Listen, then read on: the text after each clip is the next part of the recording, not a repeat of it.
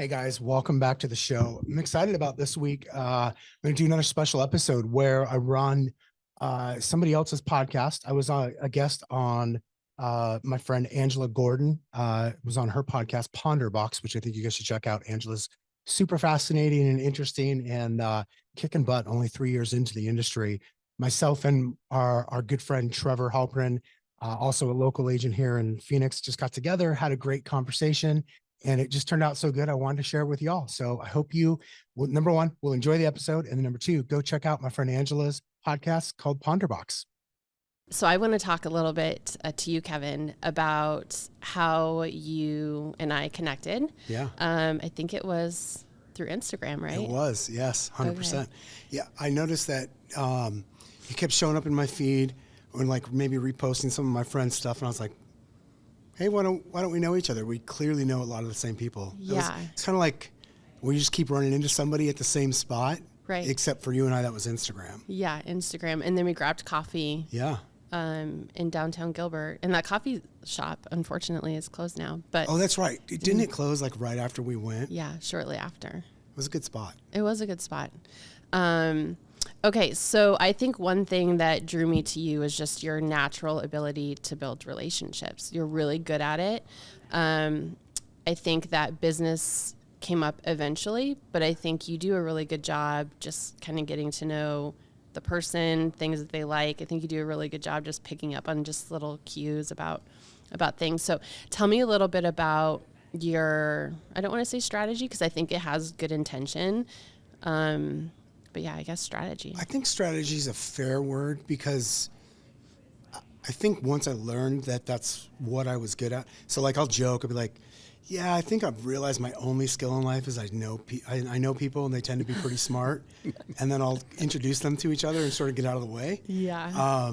And so what I realized, and truthfully, I learned this in my sales business first, was I genuinely like people. Like I like to learn about people. I'm pretty curious as to like what makes you tick. Like you probably noticed, I don't even remember necessarily what we talked about that first coffee or even the next one, but I'm sure I asked you a lot about like, how'd you get started in business? What'd you do beforehand? Why did you get started in real estate? Things like that. Because I really want to know what makes people tick, especially when I see somebody doing something like they're doing well, like they're having success on whatever level. And so I want to know like, what does that person think about every day? What are they doing every day? And I think what I learned is that's a great strategy for business. Just like actually caring about people and learning about them. Yeah. In a business where it's all about relationship, I think, right? I mean, I shouldn't say that. There are plenty of agents who build businesses that don't care about relationship, but that's more like the turn 'em and burn 'em mentality, which again, there's nothing wrong with that. But I too build my business on relationships. So I appreciate that. Yeah. 100%. What do you think, Trevor, drew you to Kevin, and what did that look like on your end? Yeah, well, Kevin and we met, and I had to ask him. I was like, I scrolled to our first text, and I was like, bro, how do we meet? Because I totally forgot. And he's like, it was on stage at a Nova Home Loans thing, January 2020.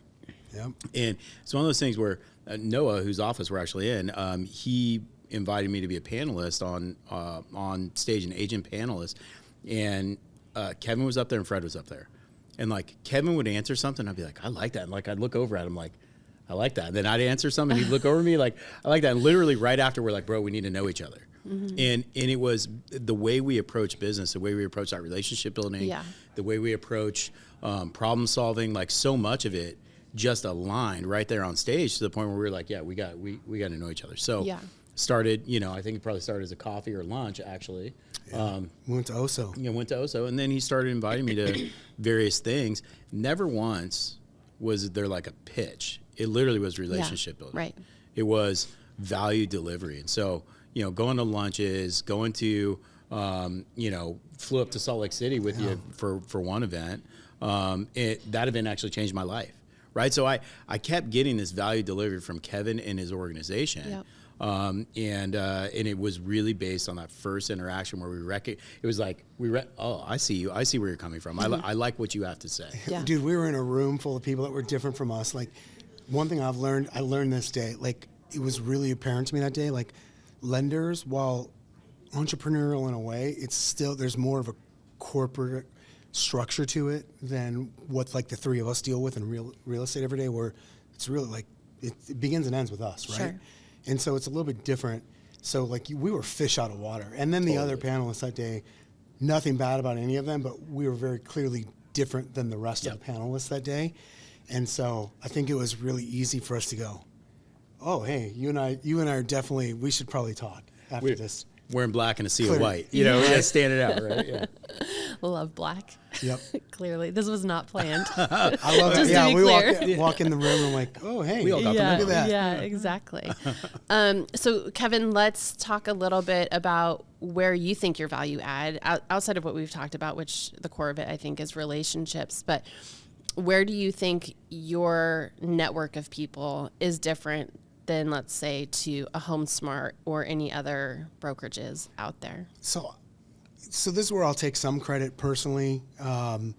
Is first of all, I've been there. Like most people that like own a brokerage or run a brokerage, like they haven't actually been in the trenches, if ever, but for a long time. And there's nothing wrong with that, by the way. But the disconnect though is when you're talking to another agent trying to help them, it's really hard to understand what their real problem is. So like I came in, I got licensed in 07, started building a team in early 08, and I built a team. I've had a team as many as 100 agents. We've sold as many as almost 600 homes in a year. Like I've had a team that spanned multiple states, still to this day have a team that sells a few hundred homes a year. I say all that not to be like, oh, look at me, but because I understand the problems of selling real estate. Like I've done that. Am I in the trenches like I used to be? No. But do I still own and run a business every day? Absolutely. Then you take that to the fact, like, I'm just constantly talking to other agents, right? Mm-hmm. The reality is as I got to know you over the last couple of years, and as I've got to know you, as I've seen opportunities that I thought would be good for both of you, or if I had met somebody who might benefit from knowing you, I would have made a connection like that. Right. Just because I knew it was your thing or something that would help them. And I wouldn't feel bad about it. Like I really feel like if I take the time to get to know you, I'm going to give you something valuable, and in return, I'm going to ask that you probably do something valuable for somebody else. Sure. And in a way, it's kind of a test too, because if you're not willing to do it, then we're probably not actually, Right. we're not really aligned. Right. So we're probably not going to be friends very long. Yeah. So. Yeah, I think if you can get a room full of givers, like you're winning, right? Yeah. Like, and I think that the traditional real estate model, and I fell victim to this being 3 years, just hit my 3-year mark, is you get some production under your belt and then you go start a team. And that's what I did. And it was not for me because it just didn't align with where I felt like my business was going to go. And it's hard to find agents in our industry who are like-minded and who want to put in the work, because let's be honest, what we do is a grind and it's not for everyone. And so I personally felt just kind of like the energy drained from me versus what I was trying to create. So I'm a big believer in your business. The way I like to say it is like you have to decide what relationship you want with your business. And so while I built a big team, that was for me, I've found myself constantly talking to other people, like literally trying to talk them out of it. Mm-hmm. Like, no, this really isn't your thing. Yeah. Or helping somebody, because a lot of people will come to me and go, hey, you've built a team, can you help me do that? And I'm always willing to help. But the reality is sometimes like, as I get to know them, I'm like, are you sure that's what you want? Or are you just doing this because everybody around you sort of has this and you think this is your next step? I think that's one of the massive problems with this industry is, especially within brokerages, and this is not to say anything bad about anyone specific, but like, so I grew up at Keller Williams. And at Keller Williams, it was all about teams, and not just teams, but big teams. And having all these things and following this one specific model. Well, there's some value in that. But the reality is not everybody fits in that box. And I remember one time for me, as my business partner Fred and I were making a big change, I think in like 2014, we were like, hold on a second. All these people that have a business that looks more attractive to us than the one we currently have, they're not doing what's in this model. Mm-hmm. So I'm going to go find out what they are doing and why. And so you got to be willing to ask those questions. Right. Because I was like, well, it's not what I want. I don't want to do things like this just because Trevor did it and he's successful. Like, that's the good and the bad thing about real estate is if I just do what you've done, I'm going to get at least a certain amount of results. And then, unfortunately, that can lead to it being a trap instead of a business because it might be great for you, but terrible for me. Yeah. And so you've got to learn to like really ask yourself hard questions, I believe. Yeah. Well, that team trap that you fell into that you're talking about, like it is the next indicated step. I've grown a business. I'm a producer, and now everyone says start a team. But what's the definition of success in that team, right? Is it agent count? Is it revenue? Because when you strip down a team and you strip down the revenue model, oftentimes team leads aren't making much money. No. And for me, like as I've grown in the business, I've wanted to step into that team lead role, and my mentors and people be like, dude, don't do it. Here's what's going to happen. And they kind of go through it. Like you're going to devote your time to building agents, and when they become profitable, they're going to leave. Right. And then you're going to devote time, energy. And so as I started envisioning it for me, I'm like, I don't want to start a team. I love mentoring. I love giving time. I love helping people grow. I love whiteboarding. I'll do that all day. I'll have people and I'll whiteboard. Let's pull your business apart. Let's help you grow. But what I don't want to do is divide my time and go, okay, 50% of my time and energy is devoted to helping agents grow. And now I only have 50% of my time to devote to my clients and client success. Right. Like I get the most juice out of helping people succeed in real estate. Sure. I love when people are like, dude, this process was great. You helped us get our dream home. We didn't think we could do it. You put the puzzle together. Like that energy and that flow and that help, that drives me. Right. Helping agents succeed, awesome, but it's also not profitable. So when I look at my business, I look at twofold. I want to help clients and I want to help my family. Sure. In the traditional team model, I think unless you run it in a way that I haven't really seen, it's not really profitable. Like if you look at the revenue leaderboard in any brokerage, and I can look back at my former brokerage and look, the revenue team leaderboard, there was a team lead with 15 agents. He was below me on revenue. Like this dude is devoting an extraordinary amount of time, effort, energy, and money into 10 or 15 agents. He's making less money than me. Right. How does that make sense? You actually have to be willing to go backwards for a little while. I mean, This guy's been running the model for 10 years. Well, that's a problem. Yeah. Let's dissect that. Yeah, that's a different problem. That'll be your but next call.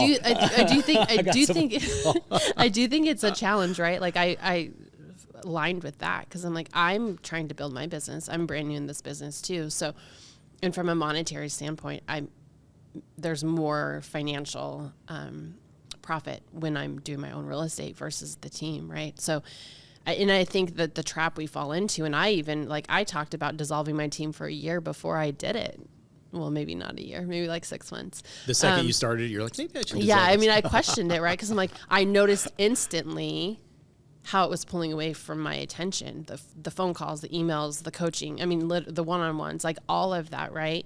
And so I noticed that, but then it was like I felt obligated because I created this team to have the space for those agents. And so I think that's another part of our industry and just being an entrepreneur in general. Like, it's okay to say, this doesn't work for me. I'm going to pivot. And the sooner we understand that and the sooner we make that decision, the better off everyone will be, you know? 100%. And that's okay. Because I think at the end of the day, if we can walk away from something, say, I've learned or I've grown, like, we're winning regardless, you know? Well, it's like paying tuition, right? I mean, if you look at something, you put a lot of time, effort, money, energy into it, and it fails, it's only a failure if you didn't take lessons from it. Sure. Right? Okay, the thing that I tried to start cost me $30,000 and it didn't work. Well, if you let yourself believe that it's a failure, it's a failure. If you go, no, I learned this, and I won't do this again. And if I ever try it again, I'm going to do this. Yep. Now you've paid tuition. The money's gone, but a very valuable lesson is learned Right. that you can stand on and next time make more money or make better decisions Right. based on what you learned from that experience. Yeah, I agree with that. Okay, so let's talk about 2024 because I am personally very excited. I would love to hear what you guys have going on for 2024 and then maybe one or two things that you're implementing brand new this year that you're really excited to talk about, if you can. You want to go Start. first? Or you want me to, buddy? Go for it. I'm so excited about it. I just want to go. For me, obviously the biggest thing coming in at 2024 is the announcement I made January 1, moving brokerages, going over to EXP. The excitement for me with that is multifold. One is joining a network of agents that is financially incentivized to help each other grow. Right? It's as pure as Chris Bowers, who I came on under, as he puts it, the model is pure. We literally make more money when you make more money. Mm-hmm. We succeed when you succeed. And so tapping into that and tapping into this network of agents that is constantly giving and getting, constantly learning and growing. There's no like the kind of traditional brokerage model, the box that you get into is like, this brokerage is really good at this thing.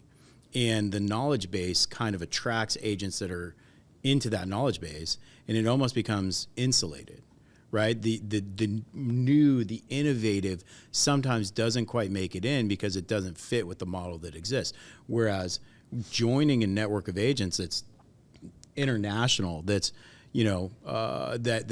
that puts on major events, that are constantly integrated through video format, through in-person meetings, that are bringing and exchanging ideas, not just bringing, but exchanging. People are in there learning, but they're also teaching. Mm-hmm. That constant exchange for me, like, I'm super excited about that. Yeah. I love tinkering with my business. Mm-hmm. I love growing it. I love expanding it. I love changing. I love new stuff. That excites me and energizes me. And I just had kind of felt like I hadn't done much in a couple of years in that regard. So I'm super excited about new options, new opportunities, new ideas, implementation. Like, I've already sat down and broken my business apart with a couple of dudes that are part of my agent network. And one of the biggest things I'm implementing are virtual assistants. Yeah. The idea that I can have a team of people working to deliver maximum value to my clients. And what does that maximum value to my clients mean? To me, it means taking all of the task-oriented stuff in my mind and handing it off to someone. Do the tasks. Here's what I need to get done to market, to implement, to format, and to send to clients, and da-da-da-da. Like, on a tactical side, get all the tactical out of my brain so that I can focus on strategy. Yep. Client strategy, business strategy. Who do I want to be when I grow up? Yeah. Right? When I have capacity in my brain because tasks are gone to focus on strategic, like, that's fun. Yeah. And I've already started to see that task mindset being removed from my brain, handing it off to VAs, and then focusing on, like, really what drives me. What's exciting to me? What's exciting about the business? What other, like, client value delivery can I do? How can I perfect the client experience? Like, that's fun. So constant growth and expansion of what I do from a value delivery to my clients based on what I've learned, where I've gone in the 2 weeks I've been there. Sure. Is enormously exciting. So that's just the tip of the iceberg. Virtual assistants is my biggest input for the year so far. Love that. It's interesting because Chris Bowers sent me a little podcast clip to listen to this morning, and it must have been from maybe you're in LA that you just did, but it was a guy talking about virtual assistants. Oh, yeah. Mm-hmm. My buddy Justin. And he said that you've been using virtual assistants since 2009. Mm-hmm. Yeah, I hired my first virtual assistant in 2009. I didn't even know that was a thing. Like, I feel like virtual assistants just became like a popular thing to talk about within the last, maybe since COVID. I'm not really sure. At least in my world. Yeah. So it blows my mind that you were like that far ahead of. Yeah, we hired our first virtual assistant in 2009. Our second virtual assistant was her sister, which we hired maybe 2011. Mm-hmm. And then, we've had them ever since. Like, I can't remember a time without virtual assistants. We've had as many as like 4 on staff at once and as little as 1, but always have had at least 1 since 2009. Yeah, it's such a big part of our business. Yeah. No, I love that. And it's interesting because I think the 3 of us are very much aware of like mindset and how we think. And even just listening to that, I was like, well, like, and I think change in general is hard to like grasp your head around. I love change. It's just kind of like, how are we going to incorporate this and rework it into the business? Yep. But even I caught myself being like, well, okay, but this task couldn't be assigned to a VA. You know what I mean? So it was just interesting as I was listening to that to be like, oh my gosh, like, there is so much there that I could open up my world to. Yeah, it's like it's eliminating limiting beliefs. Yeah, exactly. Right? Yeah. Oh, they can't do that. Well, they can. Yeah, they can what's actually. interesting is outside of the real estate industry, one of my clients I've been introduced to, dude's probably worth $60 million, grows and sells businesses. And now he's a business coach. He just coaches executives, and he runs virtual assistants. And this guy is like 65 years old. You would look at him and be like, there's no way a guy like that would ever, like, he's got to have someone like carrying his briefcase type thing, right? But no, like, he operates on virtual assistants, and they're silent assassins. Like, they're not forward facing in his communication, but they're the ones making sure that he is on task and delivering his value to his clients who happen to be business executives. It's really cool. It is cool. Okay, Kevin, your turn. All right. 2024, what are you excited about? I'm excited in general. So last year, as you know, was like, it was a weird year for me. Like, kind of, no doubt, like the market, it was the first time we had a challenging market in a long time, probably since I got licensed. And, on top of that, I just dealt with a lot of health problems and truthfully took most of the year off. Like, really took it easy, focused on myself. And, the team in business still ran just fine. Could have been better, no doubt. But it was also truthfully just fine. So number one, I'm just sort of excited to like be back at work and hitting at full speed. I'm really excited about some of the new connections we've got here locally, being able to really make an impact in people's business. Like hearing some of the stuff that you just shared about virtual assistants, but also before we walked up, we talked about showing assistants. And seeing that in 2 weeks alone, you've already started to implement some of the new, that's where I get excited too, is when somebody that, whether I help directly or went, hey, Chris, or hey, Dave, can you help so-and-so with this one thing? Like, I love to see that happen, because then I know your business is going to grow, you're going to give to somebody else, and there's a big domino effect to that. So I love that. I love to, number one, just to be back to work, but number two, to be able to just grow our community and to have especially after the last year, so many agents I talked to had a down year. I think finally for a while, people are starting to see the light at the end of the tunnel. And so I'm just excited to kind of spread that for more people and help other people reach their goals. Like, I look at it as I feel like I'm the luckiest guy in real estate. I got the best job in real estate. And all I want to do is to be able to give some of that to other people. And the great thing about our business model is, by doing that, mine grows, and so does yours, and so does everybody else's in our world. And I think, regardless of brokerage affiliation and kind of network, I think it's something our industry needs. We're always being sold shit from people. We're always being sold the next shiny object, and I can't stand that, because most agents aren't focused enough. So we're really easy as a community to take advantage of. And especially, I hate when people, I call them gurus. If you're telling me how to do something that you've never done in your life, but you're the king at it, that's a guru to me, and I don't want anything to do with that. There's so many people like that selling picks and shovels to real estate agents. I like to be able to bring real, tangible things to agents, and I think that's probably what I'm still most excited about. Yeah. I knew that's one thing that drew me to you, right? I mean, I am a big believer of everywhere you go, there you are. So, right. So the conversation you and I had was, to me, a broker's a broker. I'm going to run my business the way that I want to run my business. At least this is how I personally work. I work better alone. I want to just be in front of my computer, brainstorming with myself, dissecting stuff, and then implementing, which is great. I mean, I've gotten to the point where I am now because of that. And I think what I've learned is that's a rare thing in our industry. Rare because most people do thrive in a community. Rare because most people look to their brokerage for that guidance and that support, which I do think a brokerage has a place for guidance and support. Don't get me wrong. But I think what I learned in this past year is that who we surround ourselves with is incredibly important. And for me personally, I'm looking for people who are doing business the way that I want to do business. And for me, that is streamlining processes so that I'm not killing myself every single day, because this industry will do that easily. And putting myself in a position where I can make more money and do less work. Yeah.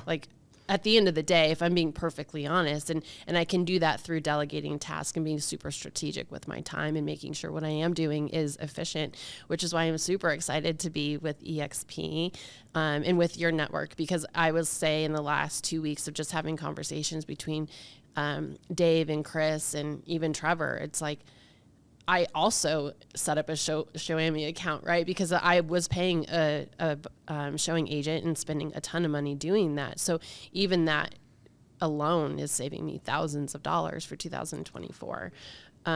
So I'm super excited for that. And my expectation is just what you're saying, is to put myself in rooms where I can have my business pulled apart and challenge in ways to be like, no, you can actually do this a better way.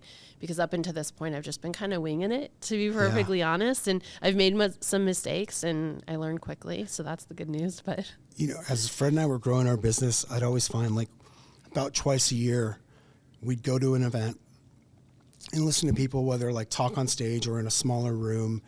And what would happen is we'd take some ideas down and we'd go home and we'd implement it, and we'd look up like 6 months later, like, oh my God, look how much we moved because of these 2 things that we did implement, or these 3 things, or even just this one thing. And we'd go back and kind of do it all over again.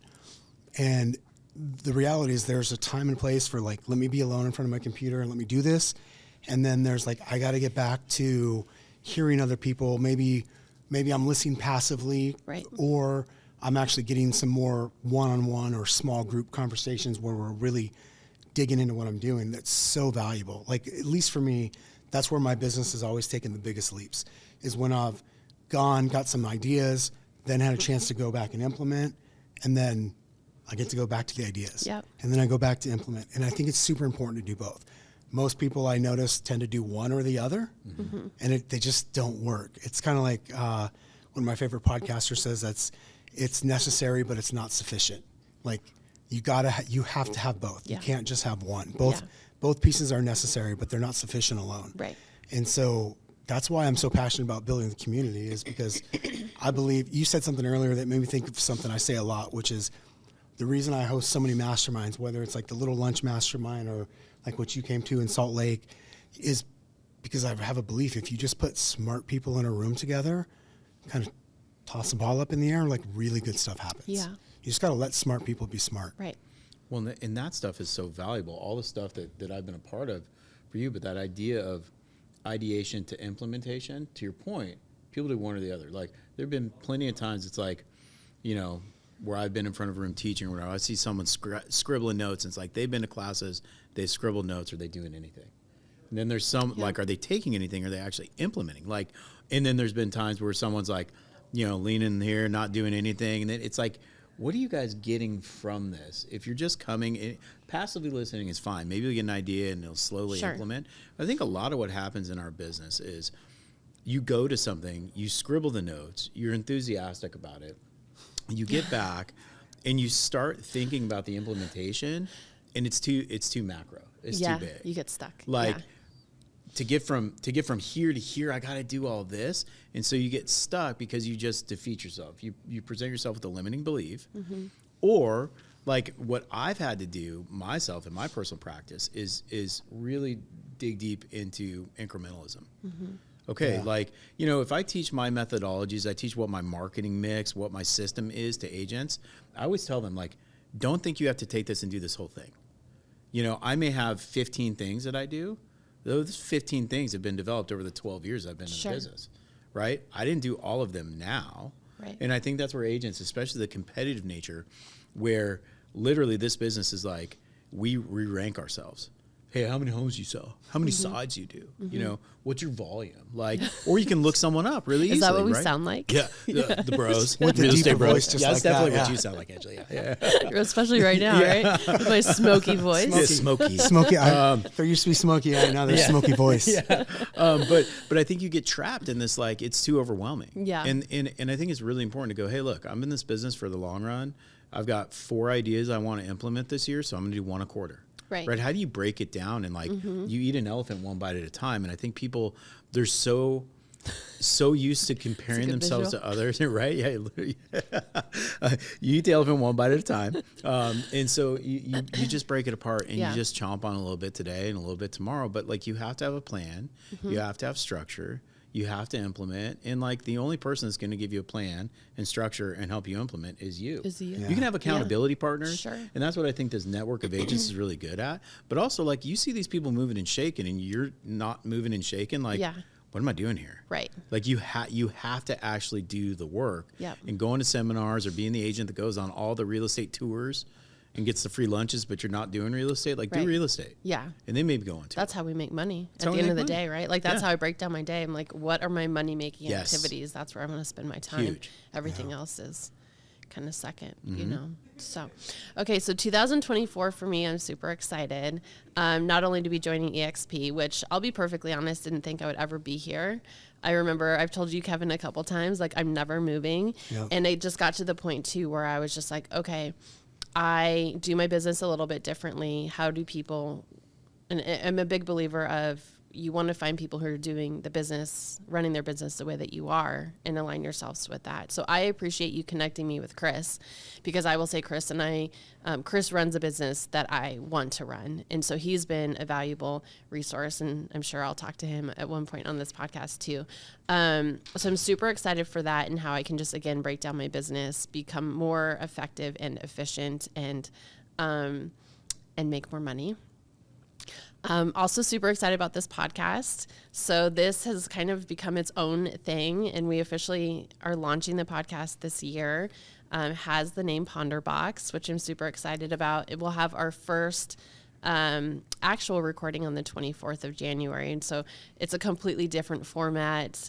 I'll be putting my guests in very uncomfortable situations, maybe uncomfortable for them because they just don't know what they're going to be walking into, which I love. So that's super exciting. And one thing that I've learned too in this business is I'm really good at creating the things that I want. And so one thing I realized probably about 6 months ago is I didn't have at that time a network of agents who were producing, number one, and who were open to just being open to collaborating and supporting and helping and growing. And so Justin Volpone, my preferred lender, and I started a mastermind group called The Round Table. We meet once a month and literally just sit down at a table, eat lunch, and just kind of like your masterminds, to be honest, just talk about business, what's working, what isn't working, what are you working on now, and literally just hash it out and dissect it. So super excited for that group and what we do this year. And I think that's pretty much it.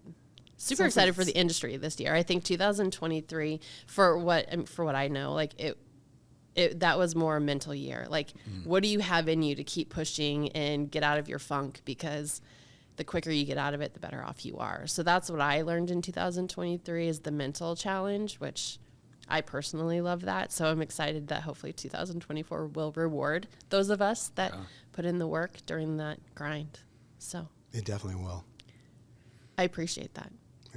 Yeah, put in the work and pull yourself out, right? I mean, it's easy to get pulled into the negative spin or the positive spin of any industry. If you're just ingrained and you're in your echo chamber, like you can really bunker or you can get on these false highs. And so that mindset work and making sure that you're staying grounded and making sure that you're not too grounded, you're not too bunkered, pull yourself up. It's okay. Yeah. I think a lot of people just kind of gave up. They're like, rates are high. Rates are high. The market just sucks. And so of course to me, mindset is throwing out in front of me what I want to accomplish.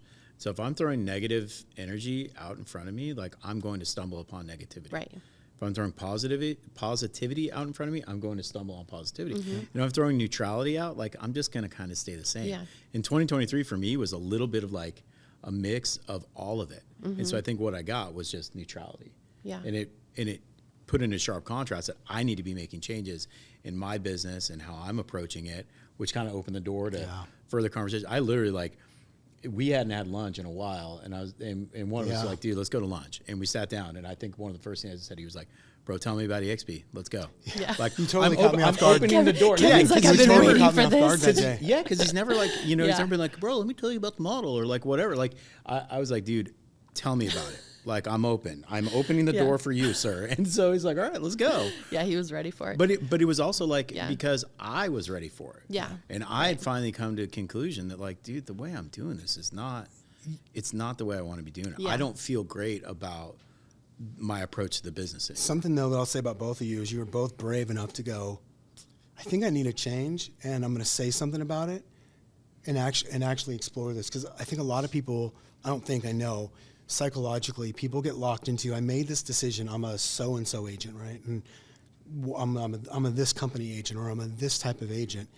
And there's this identity that we build up that we're that. And not only that, not just to ourselves, but we think, because we're so focused on ourselves, we think that's what everybody else thinks about us too. Yeah. It's like, oh my God, I'm gonna have to, if I change, I can't change, because then the people at the soccer field are gonna be like, you changed companies? What's wrong? Were you wrong about that other company? Or you have to change the magnet on your car if you're old school or whatever, right? Full wrap. But when in reality is, neither one of you made a wrong decision about the company you were at. You guys were both made the right decision at that time, and it's just no longer the right decision for you. Right. Like, people change, people evolve, companies change, and companies evolve. But a lot of people are too afraid, though, because they're worried about their perception and their identity of I'm a this agent, and therefore I need to stay that, even though it's actually no longer providing me value. Yeah, that's such a good point. I mean, I am a big believer that the consumer, so our clients, like if I were to call them and be like, what brokerage am I at? They would have no idea, right? Funny and story. they also don't care. Funny story about that. One of my good friends, he's somebody we brought over to EXP in like 2018. They literally do a couple thousand transactions a year. So big, like they're a big deal. They have some clients that are like, bring them 100 plus listings a year. And they called one of them, they were at RE/MAX at the time. They'd been with RE/MAX for 30 years at the time, because the kids bought the business from the dad. So it'd been 30 plus years. And they go, wait, you're still with RE/MAX? When they were called them to tell them they were going to move to EXP to see if it was going to be a problem, they're like, wait, you're still at RE/MAX? So they had it built up in their head that it was this big deal. Here it is, they're like most important client, and they didn't even know what brokerage they were at. Yeah. And it's like, we all think it's this big deal, and No. it's just, it's us. We're the relationships. Right. That's where the business really is. It's not the brokerage. Yeah. Never has been, never Never will be. has. Yeah, I agree. And I think that that's the biggest thing, right? Is like you said, we were where we were because it served a purpose. And to be able to say, okay, I need something different. Again, it's not bad. It's just different. And People think that means they're wrong or something, like it's going to make them wrong, when in reality, it just, to me, it actually shows that they're brave and willingness to go, I wasn't wrong then, but I might currently be choosing the wrong thing. Yeah. And if I want to get better or bigger, like, I love that you admitted you would like to make more money in less time. There's nothing wrong with that. That's probably what everybody's after, if they're willing to admit it. You were willing to say it out loud, and I love that, because most people aren't willing to say that. But the reality is probably 99% of people want that. yeah. Well, I mean, it just kind of, I would say probably the last 6 months, I'm like, what's the bigger picture here? Yeah. Because I'm not going to be selling real estate actively for the next 20 years. So how can I put myself in a position where I'm making more money, working less, because I have 4 kids, right? And also looking at the bigger picture of how can I actually grow a business that can function if I choose to go out of town for a week. Because to be perfectly honest, my business, the way that it runs now, it would be okay for a couple days. But like me subconsciously, I would not feel like I'd be making money if I wasn't actually working. Yeah. And maybe that's something we can dive into this year. But that was my thing, is like, what's the end game here and how do I get there? Because this isn't this deal to deal, grinding every year, starting over at zero, January 1. That's great, but that's going to fizzle. So My buddy Curtis likes to say the problem with real estate agents, like, they don't actually think about that until they're 60 or 70. And that's why agents never retire. They just expire. Like, It's so true. it's sad, but it's funny because it's true. Oh, gosh. yeah.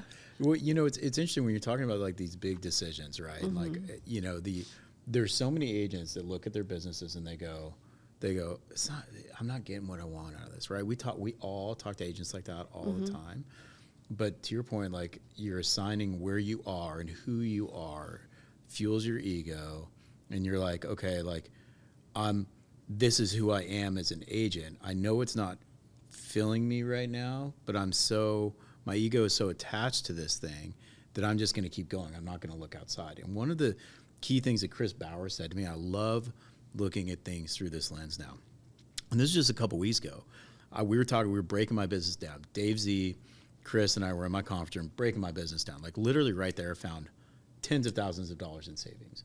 And the way I'd been looking at something, and the way I'd been looking at this decision, like, man, I really respect these people I work with. I don't want to like make any changes there. And Chris is like, dude, if you're the CEO of this company, and if you were sitting in the room with your board of directors, and you said, I know this isn't working, but I love this person, and I want to let him go, what would the board of directors tell you? Board of directors say, dude, you got to let him go. I know you love him, but you got to let him go. It's like, so as an agent, we're the CEO of our own business, but if we pull ourselves one step up and go, no, let me pretend that I report to a board of directors. What does that board of directors say? That's given me so much clarity in my decision making. And it's like, whoa, that's that next level of kind of thinking with, okay, breaking down our business and making sure that we are not driving our business straight from ego, straight from identity, straight from like who we think we are in the business. Pull yourself one step up. You've got a board of directors that you're reporting to. Now what does that decision look like? It changes the entire lens through which I've been looking at things. It's really cool. So like as we evolve, looking at it that way, it's just been like super impactful for my business. It removes the emotion. It does. Right? Like, It doesn't make the actual call any different. Right, of course. But it removes the like, okay, love is one thing, productivity and action and forward momentum and movement in my business is another. Right. Yeah, it takes that emotional component out of it. Yeah, I love that. I think if we can figure out a way to build a network of high emotional intelligence, because what we do is so much of that, in my opinion. Because any self-limiting belief comes from us, which will trickle into our business, with the high level of business, and like blend that. Like that's the secret. And I feel like not a lot of brokerages have that. It's either one or the other, mostly just maybe the business side, not a lot of like the EQ that I know I incorporate in my life on a daily basis. So. The thing is, a brokerage can't have that because a brokerage is just an entity. And in our case, it's like a clearinghouse. It's people that have that. Yeah. It's a community or a network. And that's the problem is when everything in the old brokerage model, it's kind of set up as like the brokerage is supposed to have it, but it's literally impossible for a brokerage to do it because it's there to serve more of a checks and balances type of thing. Yeah. And let's say you have a great broker owner. That's awesome, but that can only go so far. And they might have one or two great employees. So cool, now it goes a little bit farther, but it really can't spread out. Whereas like if you get into a great network of people, and I'm just not just saying, hey, pro EXP, I'm saying you might have a network of people outside of the industry even, but when you get into a network of people, they can multiply to an infinite number. And so you can actually take those really valuable things like that you just mentioned, and you actually can scale that. Yeah. You can scale having EQ. You can scale teaching skills. You can scale making hard business decisions that are the right thing to do because you have more people. So like what Chris has taught you as an example, he's taught the 10 or 20 other people, and they can all go teach the 10 or 20 other people, and they can all go teach, you know what I mean? It's literally infinite. Yeah. Super powerful. I love that. Anything else you guys want to talk about before we wrap it up? I think I'm good. We covered a lot of Yeah, topics. this is awesome. Yeah. This is great. Well, I don't know if I'm set up for May or June, but I can't wait to find out what we're doing on then Ponderbox you're next May. time. You're May. In May, okay. Perfect. That was easy. We're filled through May. Thank you guys for being on. Appreciate it. Thank you.